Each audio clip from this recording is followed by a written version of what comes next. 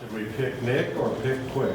I say co-players of the year. They both are well deserving. They both have had good years to this point. They've done their jobs. They've done well to this point. Proud of both. Emmanuel Quickly probably doesn't get enough credit simply from where he came from to where he is today. It's unbelievable. Where he is mentally, opposed to last year when his mind was racing and there was so much doubt. The growth that he's shown, not just in the shooting and basketball and making plays, but just mentally being sure of who he is as a player, it's a long way. Came a long way. Was he the go-to guy, Kenny? I mean, is he, in the clutch situations? I think when you look back over the baskets that we've had down the stretch of games, it's one common denominator. He's been making big plays and putting that ball in the basket a multitude of ways. A guy that you would start out saying he's a catch and shoot guy is now beating people off the dribble, getting in the lane, making floaters, making pull-ups, making tough twos, layups, along with making threes. Cal said at the beginning of the season at Media Day, you're not going to recognize the man. What was it that you guys saw early on that you knew it was this kind of a turnaround?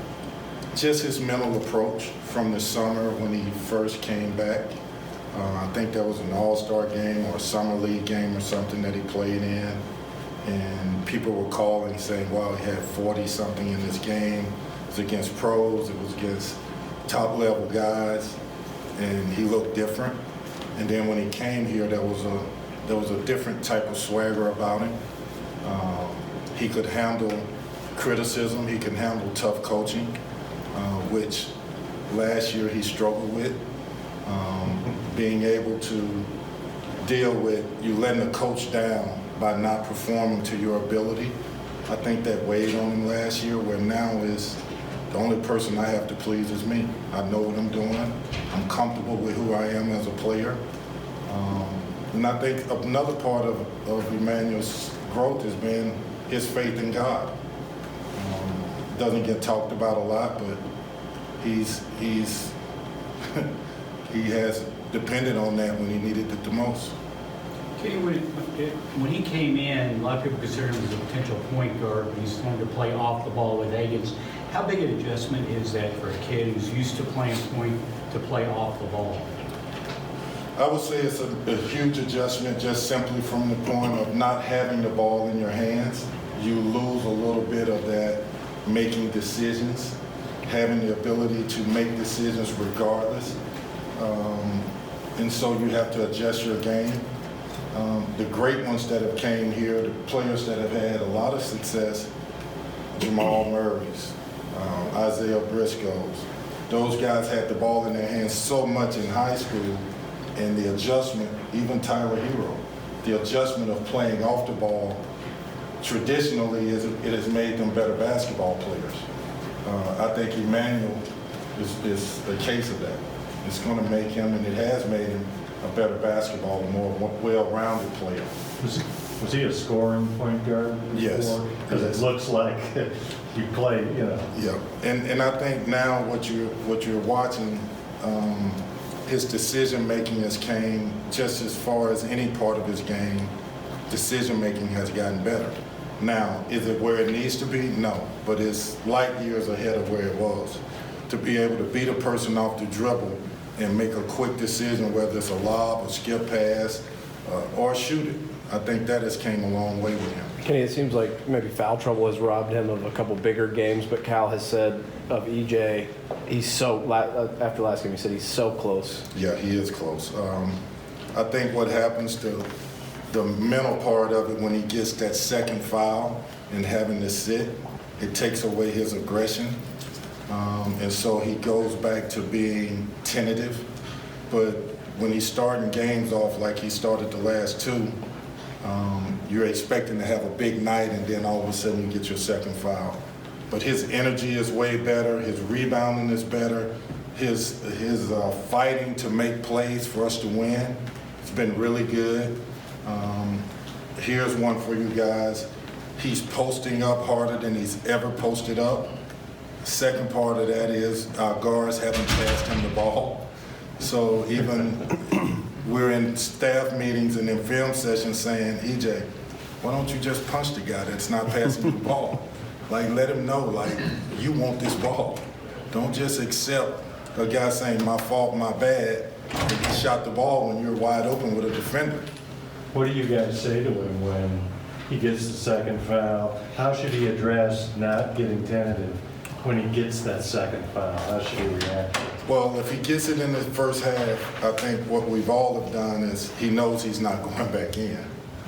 So when he's starting over in the second half. So play aggressive, just like you did to start the first half, and just play hard and don't worry about getting a third or fourth. Just play. We'll figure it out as it goes. It seems like he feels a lot more comfortable attacking, especially off the baseline driving. He went right at the basket, putting it on the floor a little bit. Stuff that he used to do. Yeah, That we haven't seen him do we're much. working on it daily. Again, he's worked really hard. He's had some success. Some of it's not showing in the games as well as it should, but he's close. Like you said, he's close. What challenge does A&M present? Very, very tough game. They try to get you in foul trouble, which you know has been something that we struggle with. They throw a lot of junk defenses at you, throw different rotations and zones and presses. We have to be a really good passing team in this game. We have to be able to attack them and make good passes, because from the day we started this season, we all talked about the better offensive teams or the better passing teams. Well, they're not going to let you run plays. You got to be able to spread the floor, drive the ball, move the ball, and make good passes to each other and take good shots. Are they going to just try to knock up the game? Yes, they will. Just make it a rock Yeah. fight as catch? They are very physical. They're a really good offensive rebounding team. They throw the ball to the post to a guy who's really good down there at drawing fouls and creating havoc. They're a good team. They are capable of beating us. Kenny, you have all three of your big guys had 2 fouls in the first half Saturday. How do you weather who to put back in, how to play through those situations, how to weather that storm? We've been lucky. We do it by committee. We, try to go to a zone at times to leave a guy out there with 2. It's not one particular thing. We're all racking our brains. Cal's racking his brain over how do I play a guy with 2 fouls without him getting his third in the first half. It's just one of those things we have to deal with. Why are they fouling so much? I think the major thing is they get a little tired, and then you see them relax a little bit, and then they end up reacting to something, and then they get their hand in and they're not showing their hands defensively, or they're not moving their feet. So we've addressed it. We've talked about it. We talked about how important it is to play without fouling. Lately, it's been the strategy of all teams, get Kentucky in foul trouble. Kenny obviously had the injury, but just in general, do you think Ashton's had some just season-long wear and tear that's maybe piling up on him now? I think so. I think he had an injury a little while back where we had to limit his practices, where he at times didn't practice. But no excuses here. Ashton has to play better. He has to eliminate the, and I hate to say unforced turnovers, because they're not forced. They're a lack of concentration, a lack of discipline turnovers that, for us at this point now, we're at a critical point where now we're starting to, this is what we train for. This is the moments now where we have to be headed in the right direction. And there are 6 or 7 minutes every game where there's a lull in our offense. There's a lull in our focus. There's a lull in what we're doing on the court. We have to clean that up. And some of that starts with turnovers, unforced.